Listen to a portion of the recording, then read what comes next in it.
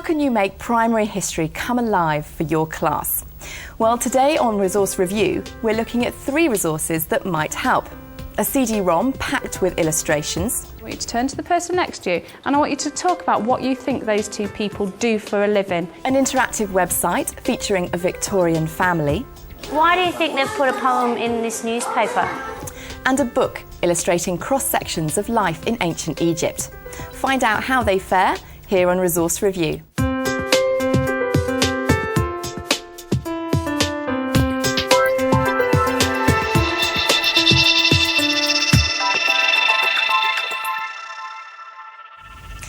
Recommending today's resources is our subject expert Colin Hinson, a freelance educational writer.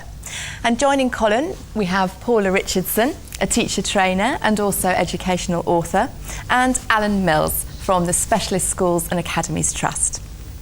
Well, Colin, let's start then with the first resource. From Indigo Illustrations, British History. Can you tell us what is this resource and what made it so special? Why did you choose it? Well, this resource is a CD-ROM, and what you have on this is simply a collection of high-quality illustrations for Key Stage 2 history, just the British history section of it. What it has on there is over 100 illustrations that cover all those aspects of Key Stage 2 history, the Tudors, the Anglo-Saxons, the Vikings, and so on, and actually allows you to use those images in the classroom. OK, well, there were lots of CD-ROMs for primary history. Why this one? One of the things that teachers have a real problem with is finding really good quality images that they can use and that their pupils can use as well.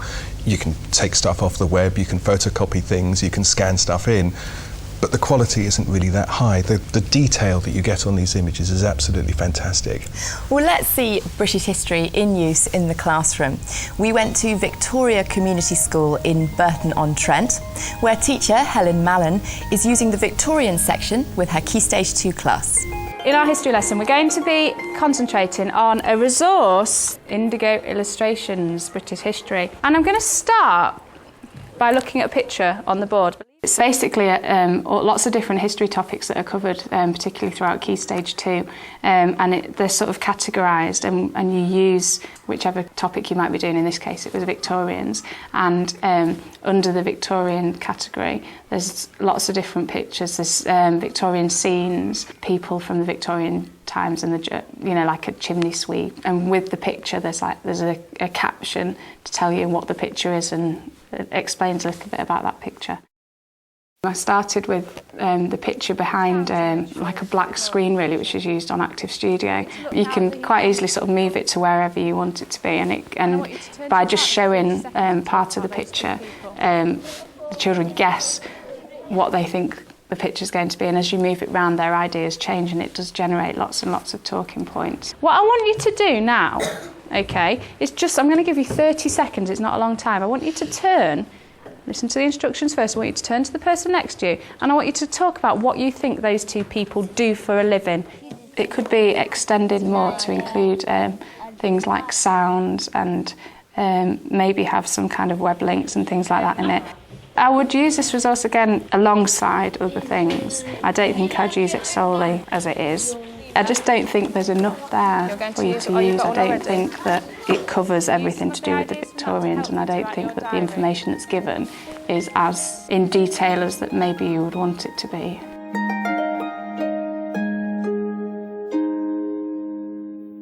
Well, Colin, an interesting resource. We saw the teacher there perhaps saying that it's not that good alone, it needs to be used in other things, but at £75, do you think it's still worthwhile? Well, I don't think it should be used alone, and I wasn't ever saying that it should be. It's not a full package on the Victorians. It's one particular strength, which is the illustrations. Now, the teacher was using that very well, I thought, with the interactive whiteboards and getting the whole class to engage with the images there. But nevertheless, I think the images can be used in so many other ways. You know, the children can use it in PowerPoint presentations or in Word documents and so on, so they can be used in lots of ways. And £75, I think, is pretty good, because that's the network licence. And do you think, I mean, we've got 100 images there, it sounds like a lot, but really is this a resource that's going to be long-lived? I mean, can they come back to it, can teachers come back to it time and time again? Oh, of course they can. Once it's put on the network, then again it's a resource that can be used again and again and again, and by different teachers at different times. Paula, what do you think about this type of resource? Well, Absolutely brilliant. Look at that. I mean, the quality of the pictures, absolutely wonderful. Just a little niggle I have, which I know some teachers would be keen to know about. Whilst they're used on the whiteboard, if you want to actually print them out, could be quite costly to get an image produced like this. Well, it can be a worry. I mean, first of all, you can use these things on the computer. You don't have to print them out, of course. If you're doing a sort of PowerPoint presentation or something like that, which can be put up onto a whiteboard so that it can be seen, printing out is an option. It is just an option, isn't it? But even so, even if you do print them out, you don't have to print them out on the high quality sort of photographic paper or anything like that, so that can cut the cost down. Alan? Well, actually the printing out is the worst thing to do with it. I think the way the teacher was using it there is exactly the right way. On a whiteboard you need really high quality pictures. You can't cope with the line drawing off the internet. Excellent quality, and you can see the way she was doing it, you know, the concealed part of the picture being revealed. Exactly, and to do that on a whiteboard you've got to have fantastically high quality stuff. OK, well thanks very much. Now let's move on to your second resource, which is a website called The Virtual Victorians. Again, can you tell us exactly what this website entails? And I mean, there are a lot of websites out there. Why this one?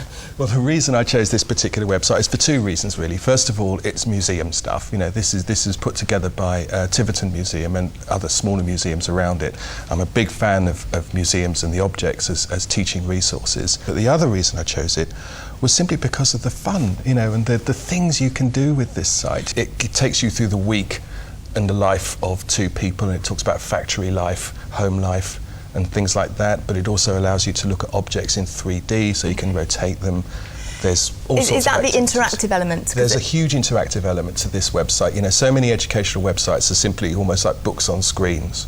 That's not learning on the web. What learning on the web is about interacting with what you're actually looking at. Well, let's see Virtual Victorians in use. We visited St Matthew's Church of England Primary in London, where teacher Jane McManus is using it with her Key Stage 2 class. And they said to me, why is there a poem in the newspaper about Queen Victoria? Today we were looking at a website on the Victorians. It's called Virtual Victorians, and it's quite child-friendly, where the children can find out certain things about Victorians, their education, childhood, leisure, toys and games, which the children really enjoy. So we're going to be looking at a website, and we're just going to be finding out whatever you can about the Victorians as an introduction. Today's lesson, the children were in their ICT pairs, which are sort of mixed ability, and they were given one sort of section to look at. We're going on to the website and we have to find out what it was like for Elizabeth on Fridays. And the website was victorians.org.uk. Often with these sorts of websites there's a lot of information, and I think, you know, children, they don't have the patience. So that's why I tried to break it up so that each group were finding out about one area. Why do you think they've put a poem in this newspaper?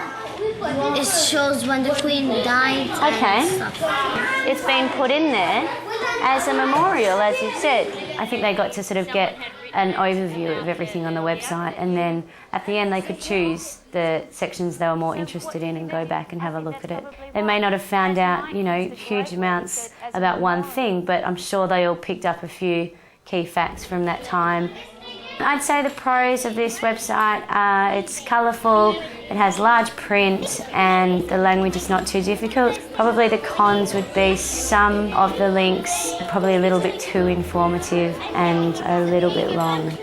There were some games and some puzzles and sorting activities at the end, and I think, you know, that everyone in that room would have got something out of it.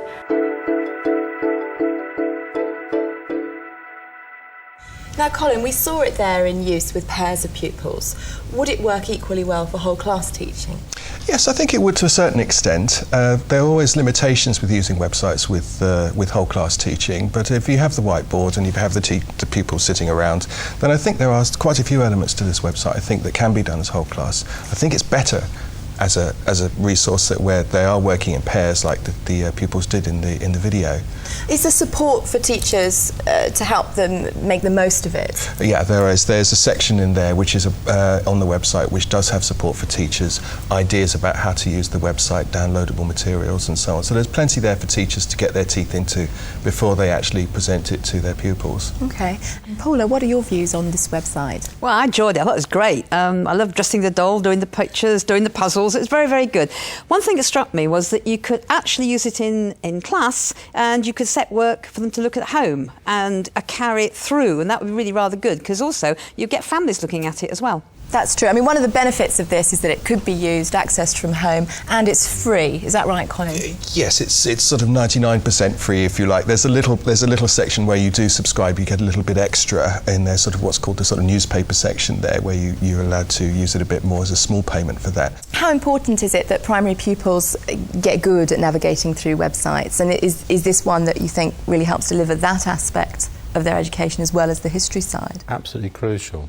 Encourage them to use it in a variety of ways, as that teacher very excellently is exactly the way to develop those skills. But it was part of the taught curriculum. It wasn't separate. It was using it for the reason it should be there, to develop the history skills. I think we all loved it. Brilliant. Another favourite resource. Well, let's move on to the third one then.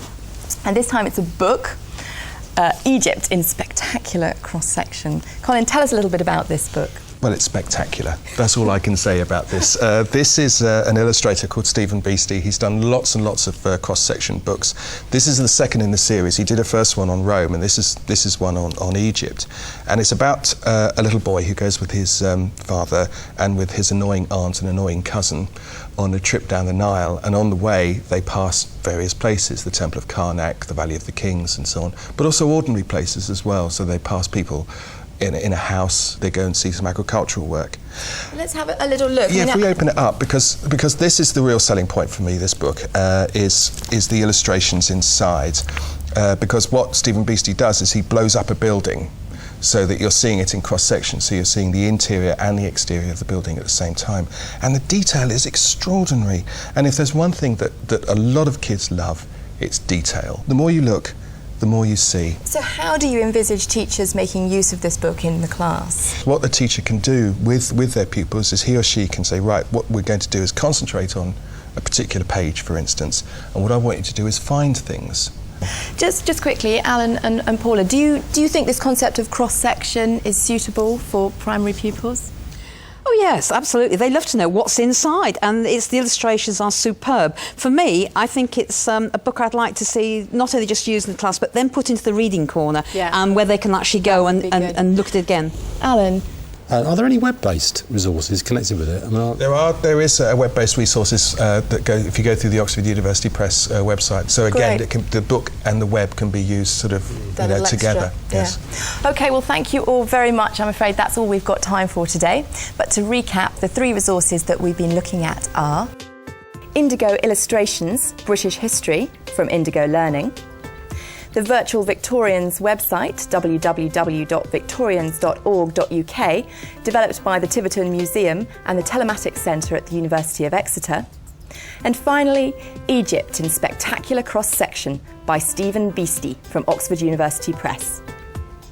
For more information about all of the resources featured here today, and also to post your own comments about other primary history resources, go to our website, that's teachers.tv/resource review.